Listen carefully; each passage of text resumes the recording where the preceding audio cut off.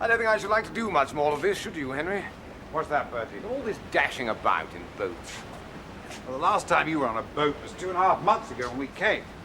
Besides, I don't see why you should mind. I'm the one that gets sick. Yes, I dare say you're right.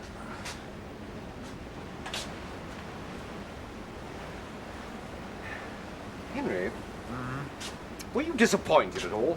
I mean, were you, for instance, disappointed in the women at all? I think I was, rather. I don't know what one expected American women to be like, but whatever it was, they weren't like it. Yet we met only the best. I mean, all those letters of introduction we had. They were dash good letters. No, they were very well connected. I mean, we were told those Newport girls were stunning. I don't know. I feel... Well, I don't know what I feel, really. As if you had your very best suit packed in your trunk, and you never got a chance to wear it. Yeah, that's it, exactly. Oh, perhaps we expected too much.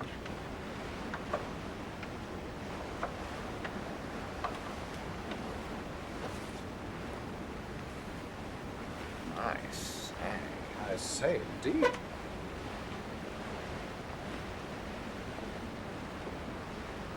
Well, who do you suppose she is? We've got 6 days to find out. Damrell. Damrel. Mrs. Elizabeth Damrell. Chilver, Henry Chilver, how do you do? How do you do, Mr. Chilver? Won't you sit down? Thank you. Just coffee and a little bread, please. Is Mr. Damrell aboard? My husband is dead. Oh, I'm sorry. Thank you, but I'm all right now. I'm over it. I thought I must travel. In fact, I was told I should travel. The solace of distraction and the changing scene. Wasn't it one of your philosophers who said that? In America, there's a philosopher on every front porch. Yes, I had noticed that. It's the breadth of our skies. They encourage the sweeping generalization. Well, I would say that is a sweeping generalization. Which proves my point, I think.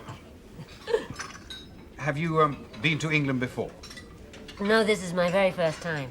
I'm looking forward to it immensely. Oh, then you must allow me to show you around a little. Thank you. What a lovely way to start the day. Henry, please introduce me this minute. Mrs. Damrell, this is my good friend, Mr. Bertram Bradle. Mr. Bradle, Mrs. Elizabeth Damrell. How do you do, Mr. Bradley? Absolutely enchanted. You don't mind if I join you, do you? Not at all. Well, how did you become acquainted with this terrible chap? Mr. Chilver asked if he might join me, and I consented. I thought you were out of our cabin pretty smartly this morning. Just coffee, sir? No, all the rest, my dear chap, all the rest. Sausages, kidneys, eggs, bacon, mushrooms, so on.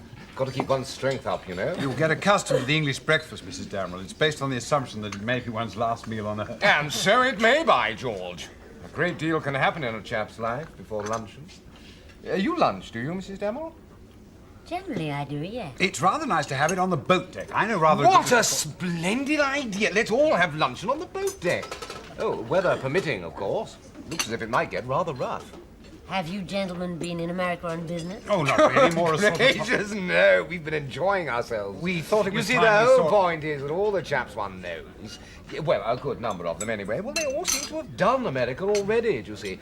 It's getting so that a chap can't have a decent conversation anywhere without... Having been to America, if one is to hold one's own, has become it's as vital as having the electric light if one wants to let one's flat. Yes. Now we've been, you see, and we can press the American button with the best of them. And I go to learn to press the English button. Oh, the English button will be enchanted, my dear Mrs. Damrell. But are neither of you in business that you can spare so much time? Well, I'm supposed to look after the family trusts and so on, but they really look after themselves. And I'm a barrister with a small practice that I'm ashamed to say doesn't miss me in the least. Oh, whoops. Oh, squalls ahead. If you please, sir. Oh, splendid.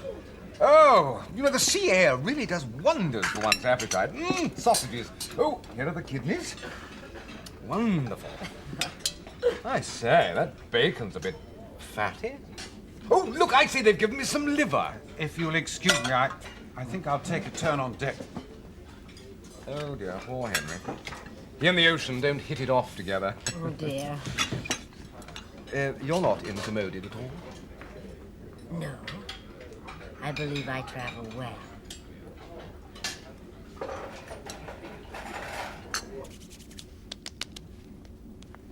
I've spent the whole day with her on the boat deck. Had lunch together. Please don't mention food. You know, she's not at all celebrated or well-connected. In fact, she's the first American lady we've met in the whole time who isn't well connected. Yet she's the most bewitching creature one's encountered. It really is rotten luck for you, old man, being laid up like this when you could be enjoying her company. I'll try not to wake you when I come in. I don't believe a word of it, Bertie. Henry! You've struggled out at last. Well done, old man. Mr. Chilver, I do hope you're better. Yes, much better, thank Please, don't get up. Elizabeth and I have been working up an appetite. They tell me it's Aylesbury duckling. Are you sure? No, thank you. No. Well, then we'll look you up later. Bye-bye, old chap. Goodbye, Mr. Chilver.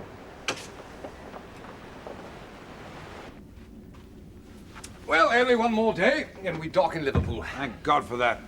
Much longer on this reeling drunkard of a ship, and I'll be fetching up my bootlaces. Yeah, it has been rotten for you, old chap. I do sympathize. Thank you. Henry? You know, we decided to push straight on to London when we landed, rather than stay overnight in Liverpool. Yes, I remember. Well, the thing is, you see, I've promised to see Elizabeth through. And I mean to say, you know what it'll be like. I mean, first of all, she's got to slog all the way down from Liverpool to London. And when she gets to London, she'll have to change stations, Euston to Victoria. I mean, she's got to get across town with all that luggage. She's going to be absolutely lost on her own. Well, with it being her first time in England and so forth. So? So, naturally, I've offered to shepherd her. Take her under my wing, so to speak. Naturally. The only thing is that, well, she feels she can't really face it straight off the boat, so she's decided to stay overnight in Liverpool, which means that I'll have to stay overnight too. You don't mind, old man? Not at all. I'll call at the hotel, see if there are any messages for me, and then catch the night train on my own. I mean to say, you've probably had quite enough of my company by now, anyway. There's no need to apologize. No, I just thought I'd bring it up. Bertie, please. Oh, I'm terribly sorry, old man. Those confounded customs people. What the devil do they suppose we'd be trying to smuggle in anyway? Well, I'm so happy to be standing on something that keeps still. I don't care. Fat chance I had to ease the way through for Elizabeth. She was past them in a flash. Well, they don't care what the Americans bring in. It's only the native sons who suffer. She must have got here a good hour ago. Good evening. You've reserved me a room. The name is Bradwell. I telegraphed from the ship. My luggage is outside. Oh, yes, sir. I believe we did have a communication. There was also a telegram for you. Oh. Arrived this PM. Any messages for me, Chilver? No.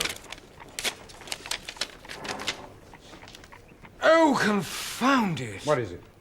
I absolutely must be back in town first thing tomorrow morning.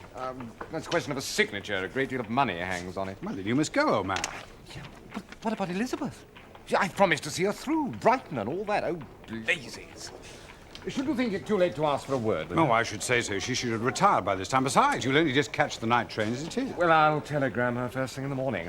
Sorry, shan't need the room after all. You'd better watch your chap. He's just ramming your luggage into the lift. No, sorry. Back on the cab, if you please. Lime Street Station. Come on, Henry. I've just had a thought, Bertie. What? Oh, come on, old man. Well, it occurred to me that I might be more used to you staying here than dashing off with you to London. Used to me? Well, I could look after Elizabeth Damrell for you in your place, as it were, in Loco Bertie. But I thought you had to be back in town first thing tomorrow, too. No, not really. I just said that because I thought you'd like to be alone with Mrs. Damrell.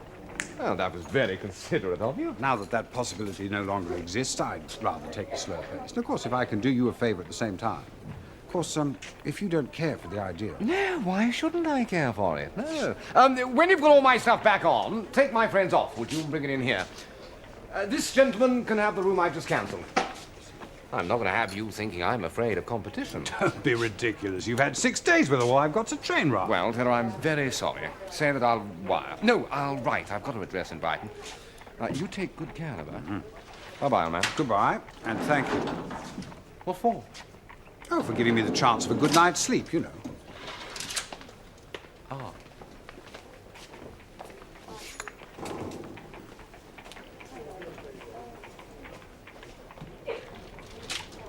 Really is very kind of you, Mr. Chilver. Not at all. Young Bradwell means well, but, well, he's a bit impulsive, you know. It's up to us older men to provide a little stability. Thank you. Oh, it's adorable. Don't you think so? It's very pretty. I got it quite on speculation. I simply wrote to an agent over here. Didn't you know anybody who'd been to England before? No. No one I know has ever been out of America. And you've no connections over here? None at all. I think you're very brave. My parents are what we call pioneers. What, covered wagons and all that? That's right. They make my little adventure look very tame. I don't think you're a bit tame. I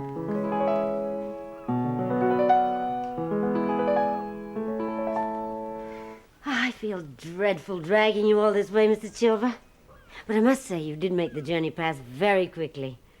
Are all English lawyers as entertaining? Only when their company is as charming. All the same, I had no idea that it was so far from Liverpool to Brighton. Oh, I was coming to London anyway. It's only another 50 miles. It's a pity about your mate. Oh, yes, you were supposed to be part of the arrangement. But if you will bear with me while I find out where things are, I shall offer you some tea. I've got a better idea. You shall come out to tea with me to a very charming little place I know on the front. And then we shall call it a very reputable agency that I also know and engage a maid for you. Oh, you really are very kind, Mr. Chilver. Tonight I shall book myself into a hotel, take you to dinner in the old town, and tomorrow we shall go for a trip down the coast. Oh, who could that be? Well, perhaps it's your maid. Better late than never. I'll go.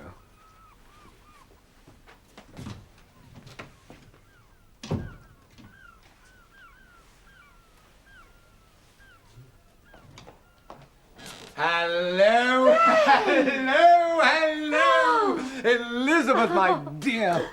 I thought you had business. I saw to it first thing. I hope this terrible chap's been looking after you, Oh, has he's he? been Now, very I've taken kind. the liberty of bringing down a couple of very decent people from my father's place at Haywards Heath. Parlour maid and a cook. I thought you might be in difficulties. Well, I take it you can accommodate them. Yes, I've already installed the cook in your kitchen. I hope you don't mind. Parlour maid's just outside. Now, Jessie. Jessie. Now, Jessie. This is Mrs. Damrell. And you're to look after her as if your life depended on it. Do you hear? Yes, sir. Hello, Jessie. Ma'am. Right, off you go, Jessie. Oh, tell Mrs. Bentham I'll be down to have a word with her when she's got the kitchen range going. Sir. Oh, and bring us some tea, would you? Sir. Ma'am. Well, I shall be staying at the Grand, just round the corner, for a few weeks. Just to see you settled in, my dear. Bertie, really? At your blessed books again. Really, I've never known such a chap for work. Well, that's something you know very little about, loafing about at the seaside. I thought you were going to stay for 2 weeks. Yes, well, you know how it is. Third week just crept in. Yes. Elizabeth Damrell would tend to make a chap lose track of time, I think. You're absolutely right. She really is an enchantress. You know, you can't take her anywhere without heads turning. And you can't leave her alone for 5 minutes without some chap trying to get into conversation with her. Yes, and once they have conversed with her, one can't shake them off. I found that out on the train. She's a new type, my dear chap. She's an original. She's certainly that. Henry? You don't think she's a bit off, do you? Off. Well, what is the beastly phrase? Off colour. You do think she's all right, don't you? Bertie, are you in love with her? Damn it, man, of course I am. Well, doesn't that answer your question? Doesn't that give you your insight into her? No, of course it doesn't. How can you, as a man of the world, ask anything quite so idiotic? When did you ever find that being in love gave one an insight into anything? Love, my dear chap, is blind. I've been in love with creatures I haven't even been able to see properly till the fever had died down. So have you. No, I don't think I've ever really been in love. Well, you've given a very passable impersonation of it, then, in at least 3 cases I can recall. Oh, infatuations, passing fancies. Not to be compared to the real thing. Well, I don't mind telling you I'm harder hit now than I've ever been in my life. Well, then. It's not a question of well, then. It's a question of placing her. Making a judgment about her. What I don't understand, Bertie, is what set you off in this tack in the first place. I mean, what do you think is wrong with her? Well, nothing in the world, really. She is a widow, of course. No, I suppose it's just that with English girls one can, cross-refer. There are connections. One knows people they know. But Elizabeth Damrell is out of the blue. The great American blue. Well, I would have thought a woman of any nationality would have been called all right if she's pretty, clever, good. Good. Now, how do you know she's good? Well, damn it, man. Anyone can see she's a lady. Yeah, that's true. But you see, one has known ladies. Yes, I suppose one has. Still, one can hardly put Elizabeth Damrell into that category, in my view. Well, in my view, she's one of the best things one's come across in a long time. Yes, I agree. She's the best by a long shot. All the same, she's awfully poor. Is she? Oh, yes, she evidently has to count her shillings. Well, if she'd be bad, she'd be rich. So what more do you want? Nothing, I suppose.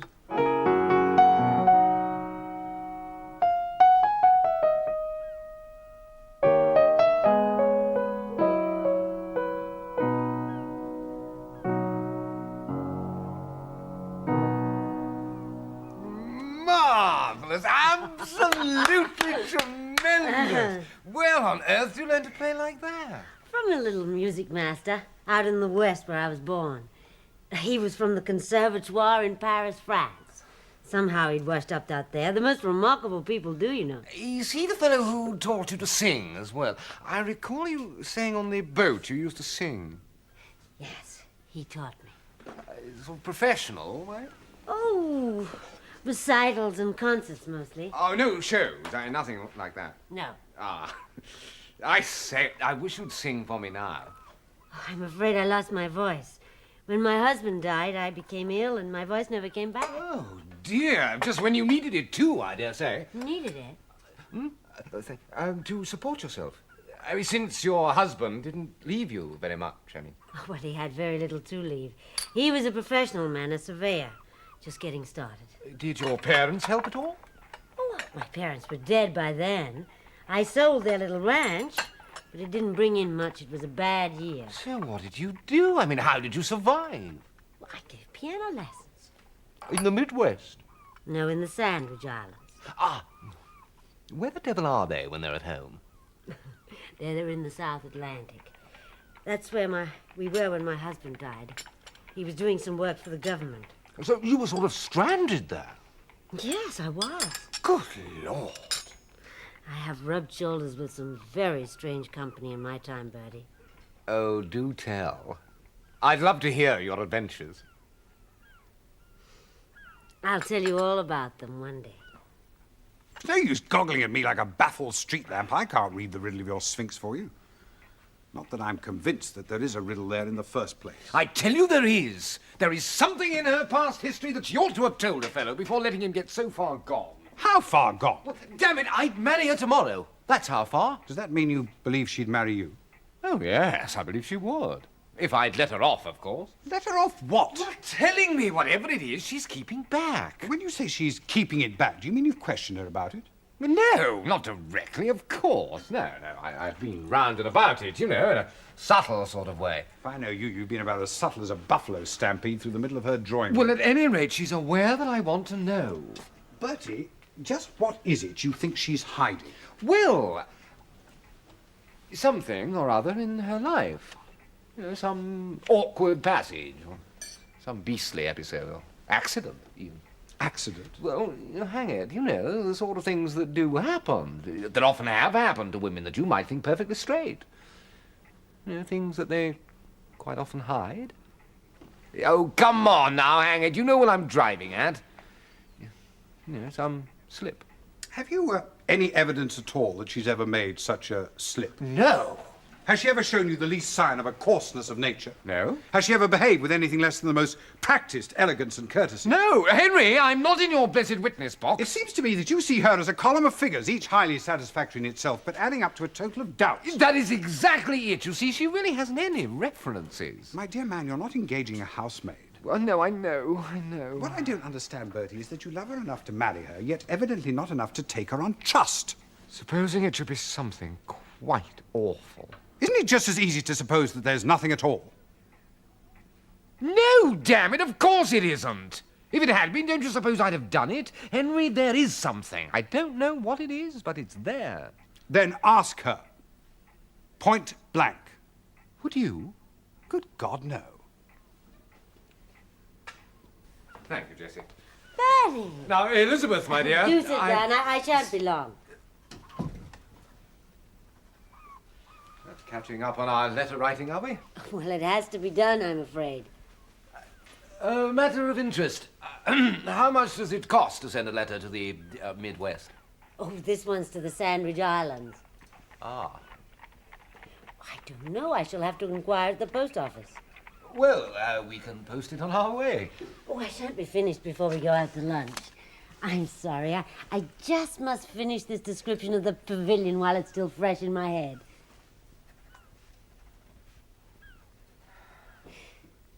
There. She'll enjoy that, the little lamb. Little lamb? Oh, just a little friend. I promised her. There. Now, lunch.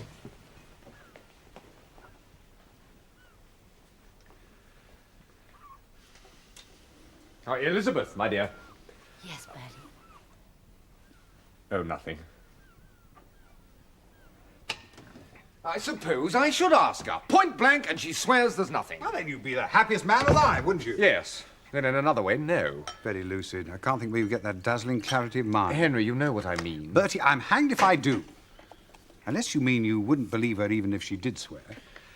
Oh, no, you can't mean that. You really can't. You see, that is the situation I dread most of all. Having her swear, then finding I didn't believe her. Oh, then I give you up. To be honest, Bertie, I find you just the least bit sickening. Oh, it's all right for you to be so self-righteous. If you'd seen a bit more of her, you'd know what I mean about her having no references. Her whole life has been so conveniently away from everything. Conveniently for who? For her, it can't be verified. It's all in the Great West. Well, we saw some of the Great West, do you remember? If you also remember, there was a bit too damn much of it. Of course, she can hardly be blamed for that. Her whole life has been spent in that veritable ocean of the Great West, in California and the Sandwich Islands. Well, I may be too particular, but I don't fancy a Sandwich Islands past. She admits herself she's been in some very queer corners. Even her late husband, she's got nothing to show for him even. Not a picture, not a lock of hair, an announcement in a newspaper. Well, they're hardly the kind of memento she'd leave about the drawing room of a Brighton flat. No, I dare say not, but it's not only that. Well, what else is it then? Well, it is tremendously odd, her never having, even by the slightest chance, bumped into anything or anyone that one has ever heard of. Or could, you know, get at. Yeah, but that's precisely what I find refreshing about her. That a girl as stunning as that should simply be thrown up by the Great American Garden, one of the obscure 70 million. Yes. Of course, if she were English, on those lines, one wouldn't look at her, would one? I say, imagine her English.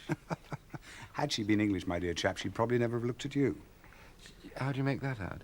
Well, what she regards as English eccentricity, an English girl would have spotted straight away for what it is. Which is what?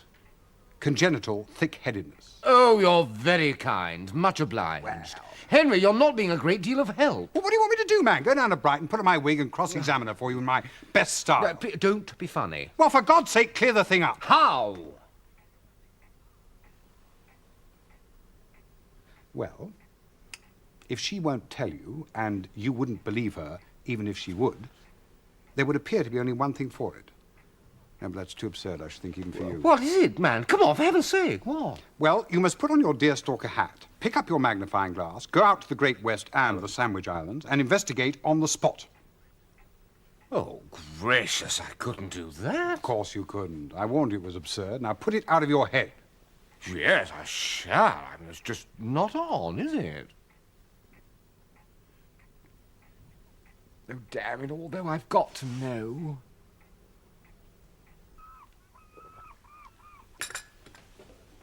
Mr. Chilver, what a pleasant surprise.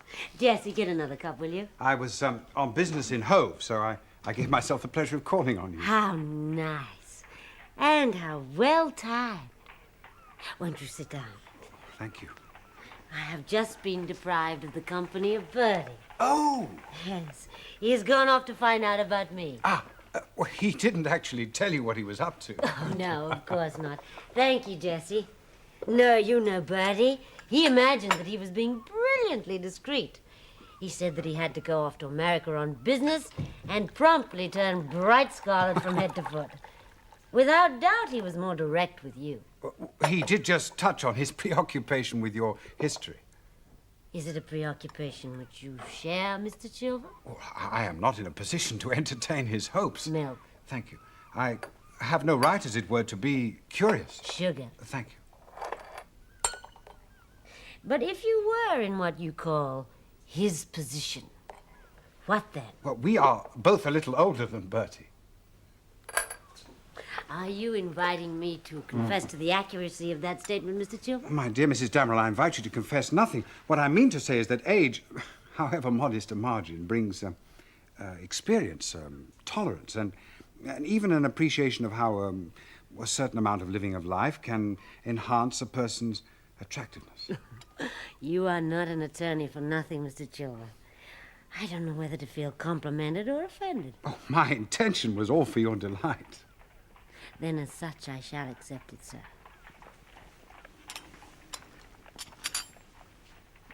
Do you think he will succeed in finding out what it is he wants to know? That remains to be seen. Should he return satisfied and easy in his mind, shall you take up with him where you left off? Oh, heavens, no. Well, he will expect it, you know. He will want to. Perhaps English women take a humbler view of their duty. You regard yourself as free, then? As a bird. Oh, it's perfect. Why have you never shown it to me before? Madam, a gentleman does not show his chambers to every pretty face he meets. It's just about as English and pokey and stuffy as it's possible for a place to be. Well, to somebody brought up in the middle of a prairie like a red Indian. It has its advantages. Only a red Indian could have stayed up on that horse your father put me up on yesterday. No, he was most impressed. He was equally impressed by your skill with a pack of cards. I've never seen such sleight of hand. It is the one sure way a lady has to prevent the gentleman from patronizing her in a card game. At one time in my life, my best friend in the whole world, aside from my horses and my dogs, was James Jackson, the famous saloon gambler. Oh. He was 73 and I was 9. And it would have taken a tomahawk to part us. I don't recall Bertie telling me any of this. Oh, Bertie doesn't know it. Why not? I don't know. Bertie and I never talk the same way. Why? Oh, you don't actually wear this, do Indeed you? I do, and very fearsome I look in it, I can tell you. Oh, put it on. No, please. not now. Oh, No, it yes, only shows two please. advances in court. No. Oh, Henry, please. Oh, don't be stuffy. Let me see. There.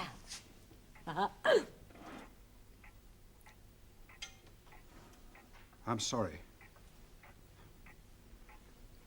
That has been there for me from the beginning. From the day I made sure of getting down to breakfast first on the boat. It has for me, too.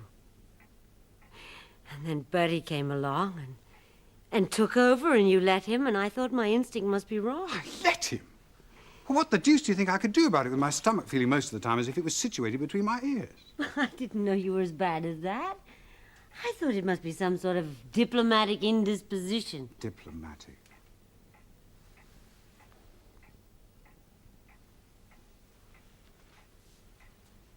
Will you marry me?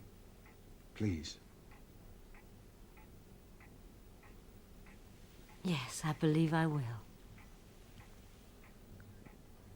So, when I thought I couldn't have you because of your lack of interest in me, I suppose I devoted myself to Bertie so as to exclude you, not to have to think about it. And after all, he's very well connected, disgustingly rich. And extremely good-looking. Yes, well, of course, if that's the sort of face your taste runs to, I suppose. And wildly in love with me. Never underestimate how heavily that weighs with a woman. Why didn't you tell him what he wanted to know? What did the poor man want to know? Oh, come now, you're perfectly well aware. You share his view, then, that there is something to know? Well, most of us have a page in the book we'd like to tear out. Have you? Oh, my book's quite open. I'm known to one father, 9 aunts, 4 brothers, 2 sisters, 30 cousins, assorted judges, and my head of chambers. I'm anatomized, laid down for all to see from my school days onwards. Meaning that I am not? Well, let's say that your book is not published over here. You mean to put me to the question, too, then? Well, I should love to know all about my future wife, yes.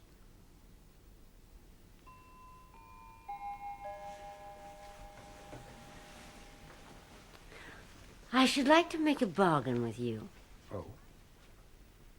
I swear that 6 months after the date of our marriage, I shall tell you everything. If you still want to know. And that is your condition? My great condition. Your calculation is you shall have me so drunk with happiness I shan't bother to ask. Perhaps. And even if I do ask in my bliss, I shan't care what revelations you make. Certainly. I think I can make you happy.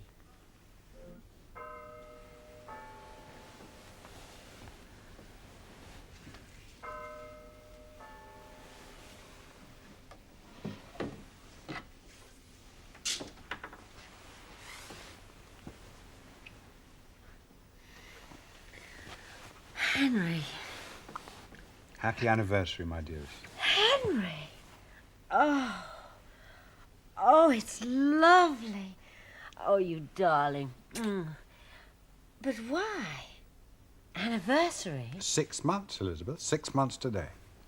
Oh, I'd forgotten. I haven't bought you anything. You are all I want.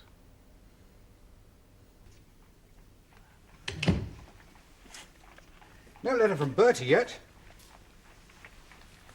Oh, you enhance it. I wish it were diamonds. I don't want diamonds. Why, were you expecting a letter from Bertie? No, not really. I still live in hopes that he'll reply to the one I sent him. It would be reassuring to have his news. His news? Well, what he's doing wherever he is, how he's taken it. Why should you think of him this morning particularly? Oh, I don't know, the anniversary thing, you know, the 6 months. Milestones, bringing back friends, that sort of thing. Yes, it was the 6 months, mainly. Oh, Bertie will be all right. The Berties of this world are always all right, wherever they are. That certainly goes for the Elizabeths. Oh? Well, I have the feeling that whatever strange places or fixes you found yourself in, you've always been equal to them. Oh, that's very charming of you. But you cannot both pay me compliments and eat your breakfast. Please, your egg will be getting cold. Oh, yes, my anniversary egg, my 6 months egg. You know, I should really try to find some way to preserve it. If you are to appear before Mr. Justice Ormerod this morning, and if he is half the dragon you say he is, you had better sustain yourself with it. You're quite right. No letters for you today. Oh, you know what a rare occasion a letter is in my day. Besides, I haven't been in England long enough to generate correspondence. Well, you should write. To friends back in America, then they would reply. Our lives have grown so far apart. One loses a sort of mental contact. Yes. Elizabeth. Yes, Henry. I love you very much. Yes, your letter caught up with me a year ago in Hawaii. Hawaii? Oh, I've been all round the world, Henry. In all sorts of extraordinary holes. Well, you might have replied to it. It wasn't a very easy letter to write. I thought I made a pretty good job of it under the circumstances, but not a word in return. Yes, I suppose it was as decent as such a letter could be, but I didn't like it. Damn it, man, you could hardly have expected me to. So I didn't reply. Well, it can't have come as a complete surprise. I mean, you must have realized the risk you were taking, leaving a bloom like Elizabeth in the border while you went off to heaven knows where. I hardly expected it to be you who deprived me. I'm sorry, Bertie. I'm very, very sorry. No, I don't know. I suppose I knew that I'd spoiled my chances, really. It suddenly occurred to me, halfway across the Atlantic, what an extraordinary thing I was doing. Well, it was a bit extreme. Yes, but I had to do it. You see, I had to find out. And, did you? No.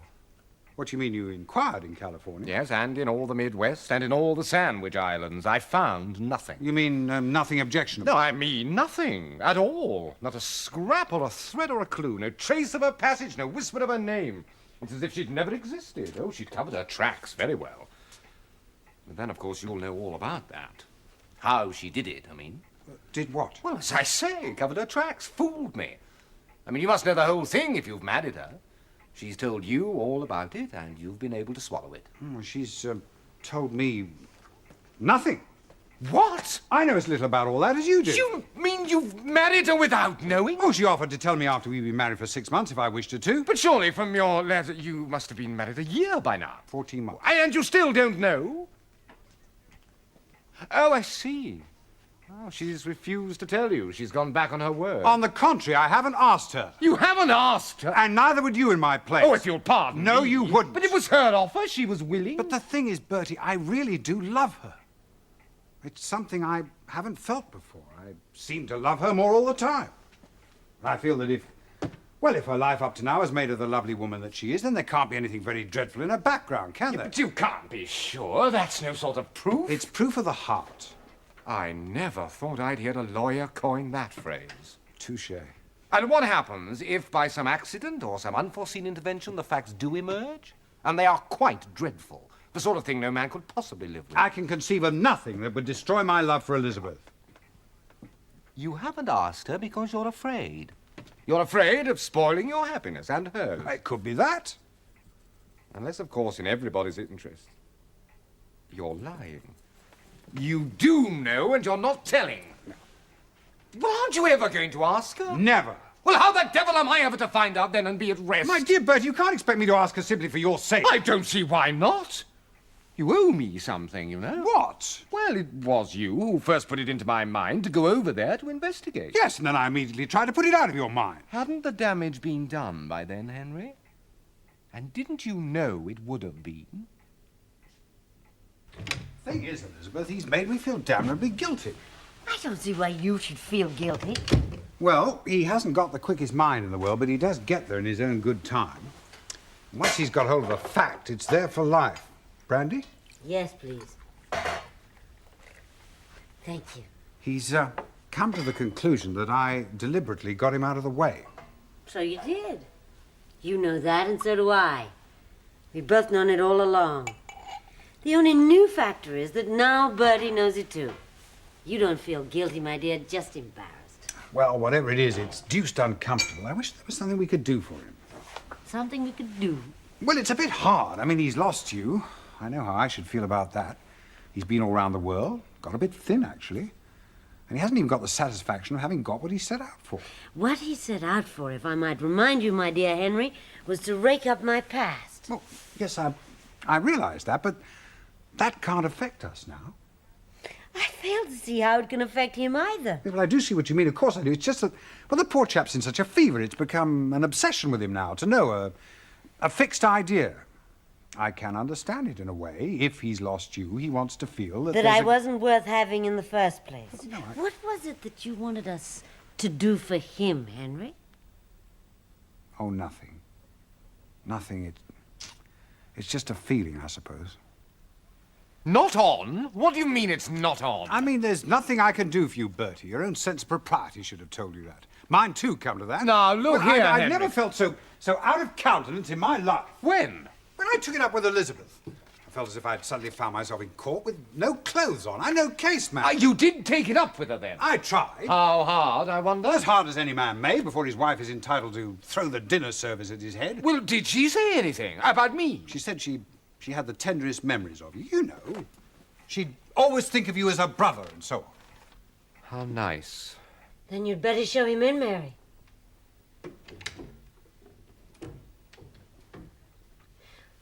Bertie. Oh, that is Mr. Bradle. Oh, no. Bertie, why not? We can't be strangers. Elizabeth, my dear. Oh, you won't find Henry here. He's still at his chambers. Yes, I know. Oh, yes, of course you would. Would you like some tea? No, thank you. Oh, well. Oh, please do sit down. Elizabeth, Yes. would you mind? I know it's a terrific cheek, but do you think you could just tell your maid that you're not at home? I do so want not to be interrupted. Oh, you won't be. We don't have your life, you know. The wife of a barrister making his way is not swamped by social obligations. I do not expect a stream of callers. I see. No, I suppose not. You're quite happy living here in Hammersmith? Well, we know it's not Belgrave Square. Oh, Elizabeth, I would have given you so many things. Perhaps all I wanted to be given was trust. Oh, please, don't say that. I'm sorry? Well, it's as if you're saying that I could have had you if I hadn't spoiled myself. But could I? See, I hadn't asked. You hadn't accepted. Now, I suppose I could never really have had you anyway. Oh, Bertie, this isn't like you. This does no good. But could I? Well, what do you want me to say? Well, stop thinking about how not to hurt me. Now, never mind what I want you to say. You just speak the truth. But I don't know the truth. Which one of us can claim to know that? The best any of us can do is to look back and try to trace a pattern. If it will satisfy you, I think that I have always preferred Henry.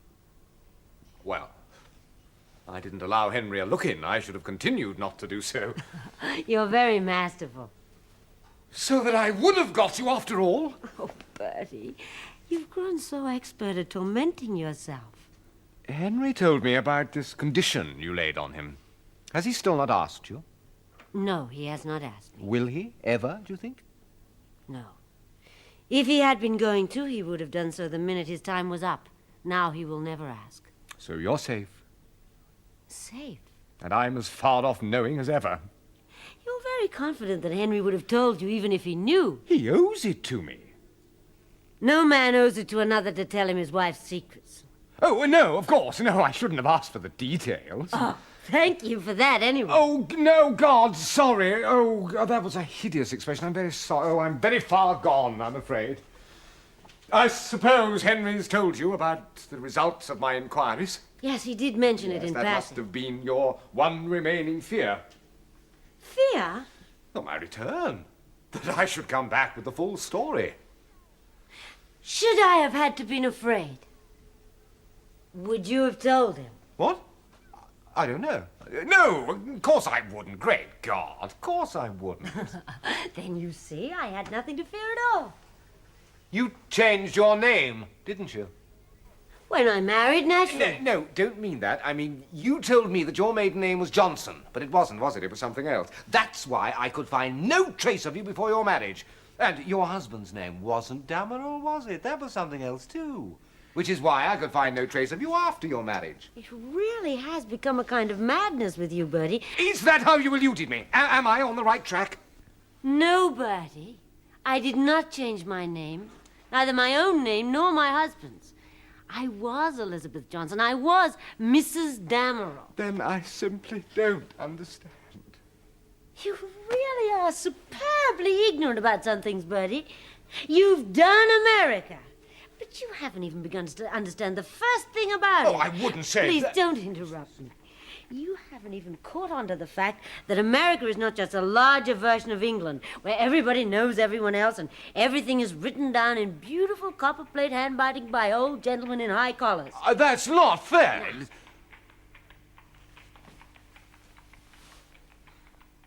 My mother gave birth to me in a wagon, going over a pass in the high Sierras, in the second Californian gold rush in the late 60s. The birth was registered at the next mining camp we came to, which was probably washed away by the spring rains, which probably didn't make any difference at all. Because the Swedish pastor who notarized the details of my birth couldn't even write his name in English, or, if you preferred, in American. I met my husband, who was a French immigrant, in Mexico. We married in Texas. Then we moved on to Virginia. We stayed some time in Arizona before we moved to the Sandwich Islands. My parents' little ranch, which, as I told you, I sold, was in a community which was wiped out 2 years ago by hoof disease. I could go on, Bertie, but I think you begin to see. I think so, indeed. I think so. You have no comprehension of the volatility of the American society. You were beaten before you started. You didn't even have a chance of picking up my trail, no matter what dreadful thing I'd done. It was dreadful, then, this thing you did. Oh, please, I've got to know, Elizabeth, for pity's sake, what was it?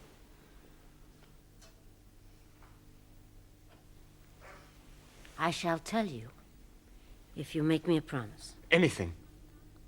You must promise me with great solemnity, Yes, on your sacred honor as a gentleman, yes. never, never to repeat to anyone whatsoever what I shall tell you. Very well. But has the answer never occurred to you? I mean, not even as one of the possibilities. Possibilities? From a scientific point of view, it should at least have been considered. What? For heaven's sake, what?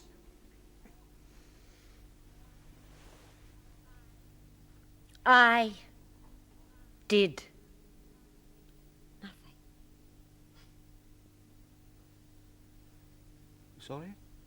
I did nothing. I have no interesting past, no hidden notoriety. But... No, I don't understand. I am simply an obscure little prairie flower, alarming to an Englishman because of my total lack of credentials. I have lived a life of blameless nonentity. I am as free of guilt as a fall of snow. And that is why you could never find any trace of me. You gave the impression you were a Scarlet Woman. You took the impression. Well, if you knew that's what I was thinking, why didn't you deny it? Why should I? Besides, to deny an accusation before it has been openly stated is to admit to its truth. But you've also let Henry think. That condition about 6 months. I had no choice. Fixed ideas are infectious. You had already transmitted your idea to Henry. Had I protested my innocence, he would have believed me. Sweet man that he is. But he would never have been sure. There would always have been a sneaking doubt. But surely this way's worse. No. This way is the only way. His nature is not yours, remember. This way, he chooses not to know. He expresses his love for me in the generous and delicate act of accepting me as I am, of not exercising his right to cross-examine me. He makes this sacrifice for me, and it gives him great joy. Any passage of question and answer would be sordid by comparison. But you can't let Henry go around thinking you're a... What? I'm blessed if I know. Precisely. It's all vague shapes and shadowy mystery. Besides, who's to say that we dull little prairie flowers can't do with a little mystery? Now look, if you are not going to take tea, I think you'd better go. I don't know what I'd tell Henry I was doing here. No. Elizabeth, my dear, you are incredible. Please, Bertie, that's how all this started.